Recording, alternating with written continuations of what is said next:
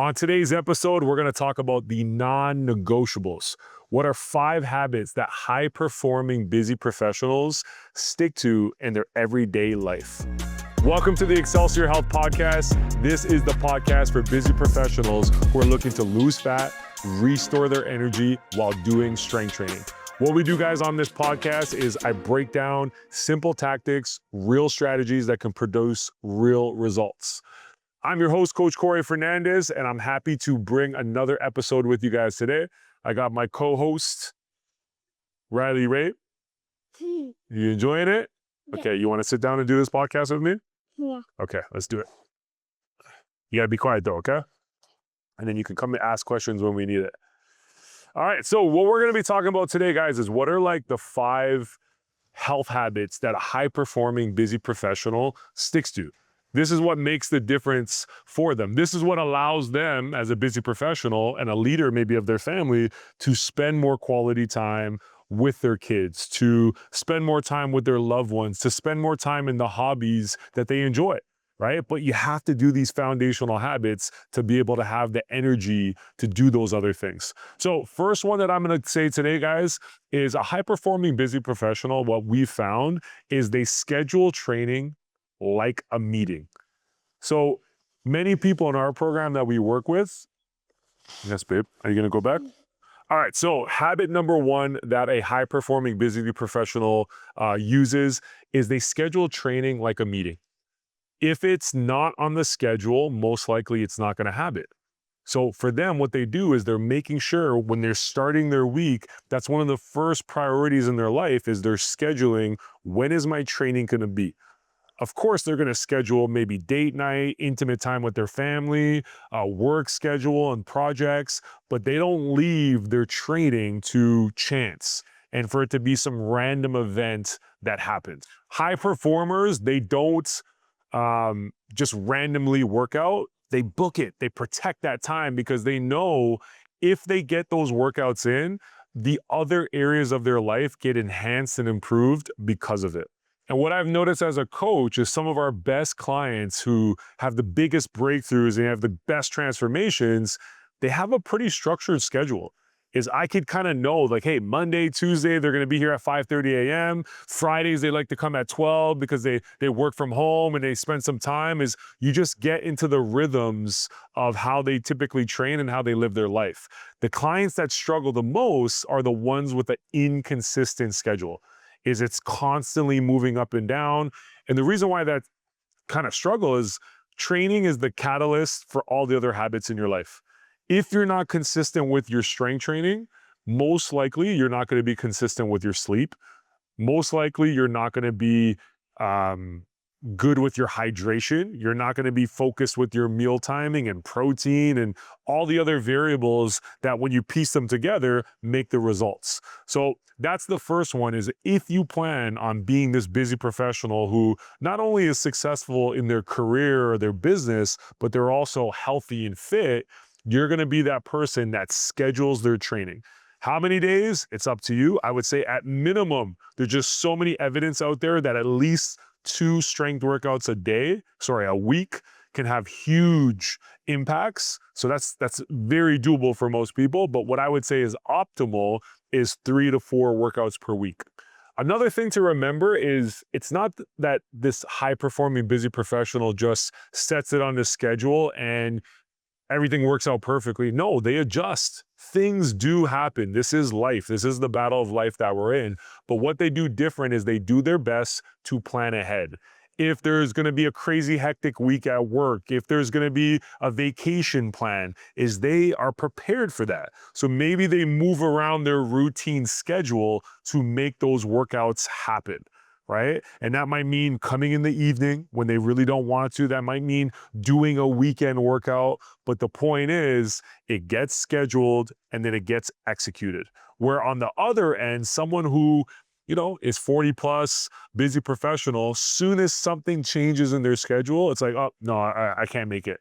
We have to be resilient enough to adjust. But step 1 of that is protecting that schedule. So what I like to do is I like to every Sunday sit down. This could be for 15 minutes. I usually map out my business. I map out my personal life, but I would say from 15 minutes to 45 minutes, it's sitting down on a Sunday, mapping out what the week is supposed to look like and putting those key events of your life and those key habits. So big takeaway for you is number one is, hey, make sure you're planning what that week is like and when those 2, 3, 4 workouts are going to go down. So number two of a high-performing busy professional is they prioritize strength over sweating.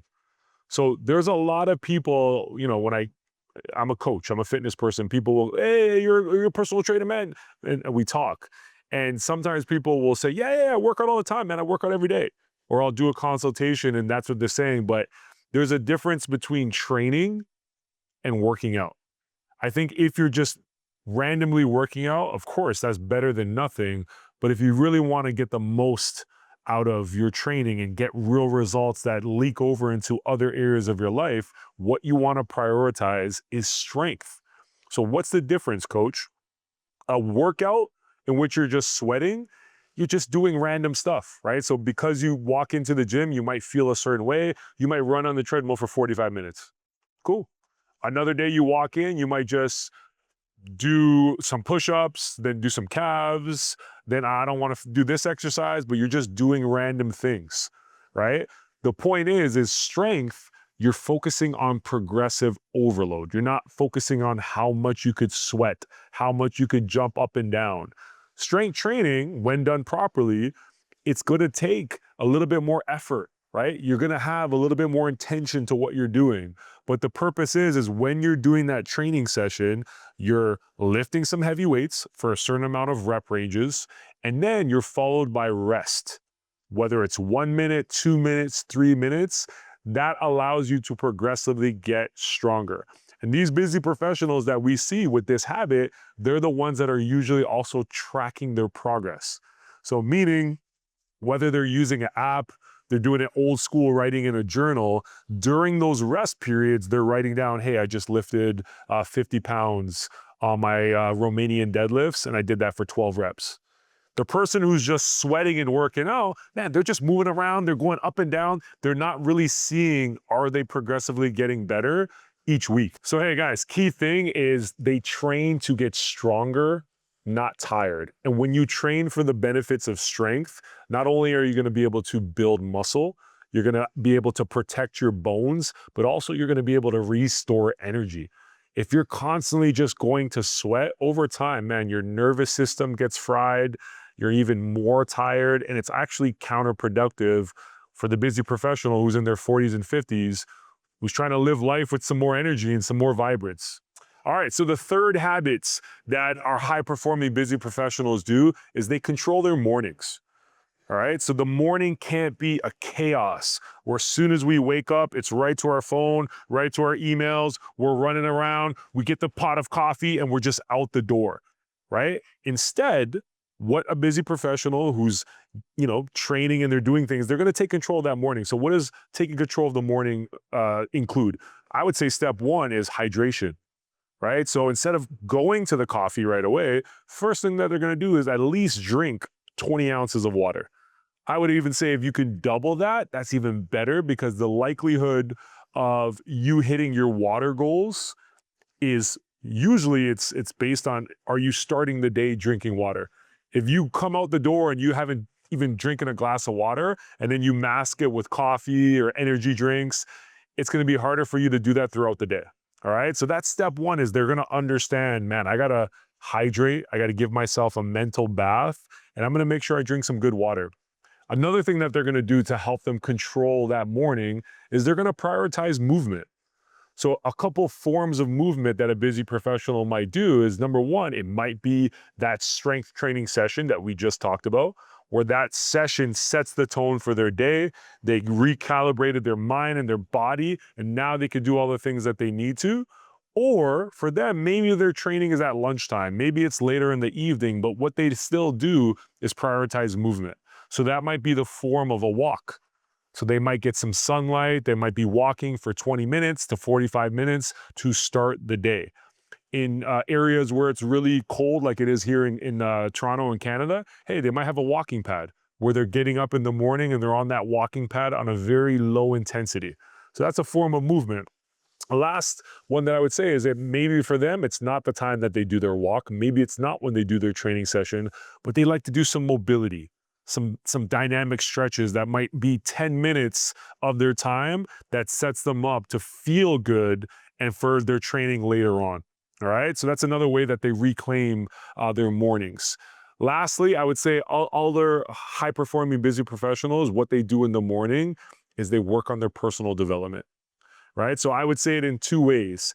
Maybe you're the busy business owner. Maybe you got a busy career. You might, after drinking that water, decide, you know what? I'm going to open up my work and I'm going to get cracking because this is magic time. It's 6 a.m. My kids are asleep. The world is quiet. I could do some deep intentional work here before the chaos begins. So 90 minutes of deep intentional work can feel like 4 hours of work when you're feeling chaotic and around a bunch of people. So that's one thing that I noticed that a lot of high performing busy professionals do. Another thing would be, maybe it's not the time to go deep into work stuff. Maybe it's just working on yourself. So this might mean 15 minutes of cracking open a book where you're learning, right? You're developing skills. This might mean you're putting both habits together of, as you're going on that morning walk, you're also listening to a podcast, which is teaching you. But the point is you're doing some sort of personal development to make you feel like you're growing as a person. All right. So those are those 3 ways that I noticed in the morning that someone could be reclaiming it. It's getting your hydration in. It's getting some consistent movements, but then it's either diving into the most critical task at work where you have the most attention and the energy, or you're getting to spend some time working and developing on yourself. So number 4 habit that high-performing busy professional does is they eat with structure, not with emotion. So what do I mean by that is eating with emotion means we don't have a cadence to how our meals should be. We have no idea when the timings should be. We don't know what the contents of the meal are going to be. So it's very hard for you to be someone who's losing fat, who has energy, and who could perform good at their workouts when you don't have structure. So the first place I would start is definitely you're going to be protein forward. I think most busy professionals that are having success with their health and fitness, they understand the significance of protein. So every meal that they're consuming is going to be protein forward. How much protein? It's going to vary. But for most people, they're going to realize, hey, I need to consume 1 to 2 servings of protein with each meal. Another thing that they're going to do when it comes to the structure of their meals, they're going to have consistent times. It doesn't mean you got to be so diligent that you can never stray away. But again, it's having this structure. It's having this organization that keeps you on track. So I would say I work a lot with our clients on terms of habits. They, during Monday to Friday, a lot of people have Monday to Thursday, they have routines. So for example, it's knowing that most of the time I typically wake up at, let's say 5 a.m. and I break my fast typically at 9 a.m.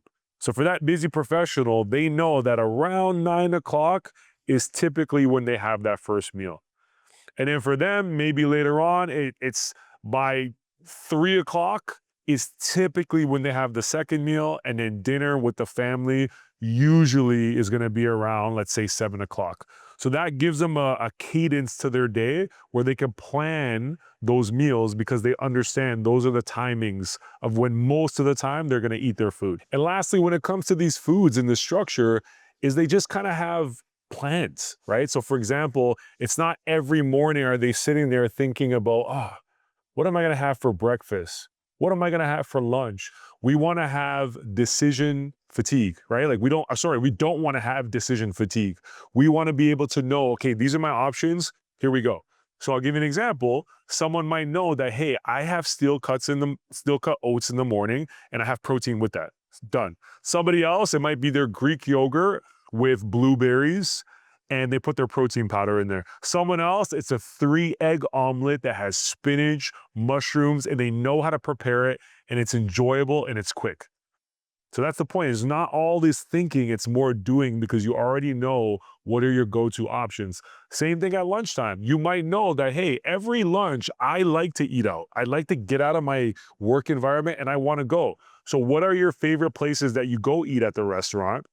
You know, what are your go-to options? Where it's like, man, I'm going to get the kale salad with salmon on top. I know that's going to be about 900 calories, and I typically have a tea on the side of that. Cool. Then it's dinner time. And for some people that, again, are busy, high performers, they have to drive their kids around, they might choose to have a meal prep company where they can just literally go in their fridge, have the meal prep, order it, and they're ready to go. Otherwise, they might know, hey, what are our dinner options that I like to go with? And also, what are my nice guilty pleasures that I could fit in there? Is it that specific cookie? Is it that small ice cream? But they have the go-to structured so that they can fit it into the plan. Last but not least, one of the main habits that busy professionals that are high performers training, making time for the most important areas of their life, is they protect their energy. One of the biggest things. So when I say protect their energy, they're focused on their recovery. So step one is prioritizing consistent sleep. One of the biggest impacts on our mental health is irregular sleeping times. Right? It's irregular wake up times. Sometimes we wake up at 6 a.m., sometimes we wake up at 11. It sets off your workouts, your movements, your habits, your eating patterns. So for the busy professional who kind of understands, okay, you know what? 90% of the time, I got to get in bed at this time. For some of us, it might be that 9:30 to 10 p.m. window. Great. They protect that. So for them, they might disconnect from technology or their phone by 9 o'clock. So they have that 30 minutes to 60 minutes to unwind, connect with themselves, maybe connect with their family so they can get some restful sleep.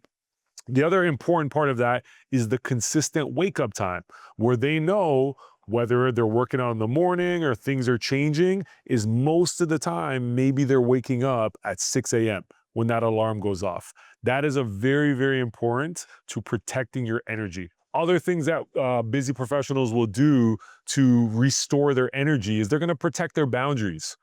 And sometimes that has to do with work, where there are, there's seasons, there might be weeks, there might be days where you got to go a little bit of overtime, you got to really push yourself. But I think a very productive, busy professional who also values their health, they know when enough is enough. And they need to say no, and they need to disconnect from the work so that they can have the proper time to recover. Because that's what typically leads to people being burnt out, and then that burnt out from their workouts, they're burnt out from their work, they're not present with their family, and that's not an effective, high-performing, busy professional. And lastly, it's not just about sleep. It's not just about keeping a schedule. Also, what high-performing, busy professionals do is they say no to the things that drain them. That's what gives you energy back. So instead of just saying yes to every social event or saying yes to every thing that somebody asks of you, as busy professionals say, no, hey, I got to work out in the morning. Hey, no, I got to go for a walk. Hey, no, that's going to throw off my meals. You can still have that great life and be social, but busy professionals who value their health, they also take into consideration, is this going to stop my momentum for getting me what I want in my career, with my family, and with my health and my fitness? So main thing with today's podcast episode is, hey, there's a difference in terms of the mindset, but also the habits that high-performing, busy professionals have. And it's not always going to be about motivation. It's going to be about the systems, the structures. It's the way that we live our life that are going to give us back the motivation to keep living it. So hopefully you guys identified one or two key things that you can start to make a change. So that way, hey, you can become that high-performing, busy professional. Now, if you need help incorporating these habits, enjoying working out a little bit more, having some more fun, and doing it with other busy professionals, that's exactly what the Training for Warriors program is built. We basically specialize our training experience around busy professionals that are 40 plus, looking to lose body fat, restore their energy, but they want to do it with a coach in a small environment through strength training. So best way to see if this is right for you, visit tfwsaga.com and check out our informational video, and then you guys can see if you want to book a consultation. I'm Coach Cory, signing out. Beastin'.